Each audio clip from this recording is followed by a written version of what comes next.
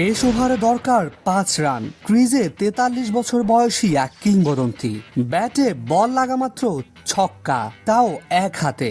এমন দৃশ্য কি বারবার আসে? না, এটা একেবারে স্পেশাল, কারণ ব্যাট হাতে ছিলেন স্বয়ং মহেন্দ্র সিং ধোনি। চলতি আইপিএলে এবার যেন ধোনি খেলছেন নায়কের মতন, কখনো নামছেন 8-এ, কখনো আবার 9 নম্বরে। কেউ ভাবেনি এমন এক ম্যাচে তিনি হঠাৎ নামবেন 7 নম্বরে। কিন্তু যে ব্যাটে একসময় ভারত জিতেছে বিশ্বকাপ, সেই ব্যাট এখনো কিভাবে আগুন ছড়াতে পারে সেটা চোখের সামনে আবারও প্রমাণ করলেন ক্যাপ্টেন কুল। লখনৌ সুপার জায়ান্টস প্রথমে ব্যাট করে তুলেছিল মোটামুটি লড়াকু স্কোর 166 রান। শুরুটা একদম খারাপ, প্রথম ওভারে আউট এইডেন মার্কারাম, এরপর ফিরে নিকোলাস পুরানো। কিন্তু অধিনায়ক ঋষভ পন্থ দায়িত্ব নেন কাঁধে। তার 49 বলে 63 রানের ইনিংসটা রাঙানো ছিল 4টি ছক্কা ও 4টি চার দিয়ে। তবে বল হাতে দারুণ ছিল চেন্নাইয়ের বোলাররা, বিশেষ করে পাতিরানা ও জাদেজা। 167 রানের লক্ষ্য তাড়া করতে নেমে চেন্নাই শুরুটা দুর্দান্ত।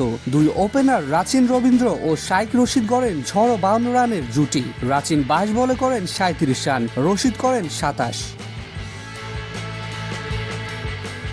কিন্তু এরপর হঠাৎ হোঁচট, মিডল অর্ডারে কয়েকটি দ্রুত উইকেট হারিয়ে বসে চেন্নাই। স্কোর যখন 5 উইকেটের পতনে 110, তখন জয়ের জন্য দরকার 30 বলে 56 রান। কিন্তু তখনই নামলেন মহেন্দ্র সিং ধোনি। চাপের মুহূর্তে ব্যাট হাতে নামা ধোনি যেন সময়কে পিছিয়ে নিয়ে গেলেন 1 দশক। শুরু থেকেই আত্মবিশ্বাসী, আর শটগুলো পুরনো ধোনির মতোই নিখুঁত টাইমিং। 17তম ওভারে শেষ বলে শার্দুল ঠাকুরকে এক হাতে মারা সেই ছক্কাটি স্টেডিয়ামের ছাদ ভেদ করে যেন চিৎকার করে বলছিল, আমি এখনো আছি। এরপর ঠান্ডা মাথায় কয়েকটি সিঙ্গেল, একটা বাউন্ডারি, সব মিলিয়ে মাত্র 11 বলে 26 রানে অপরাজিত।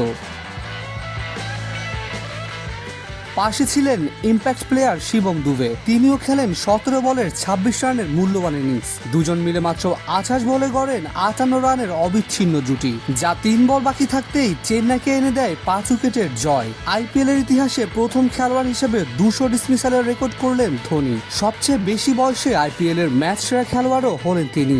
বয়স যে শুধুই একটি সংখ্যা, সেটা আবারও দেখালেন মাহি। যে কোনো চেন্নাই ভক্তের চোখে আজকের রাতটা স্মরণীয় হয়ে থাকবে আজীবন।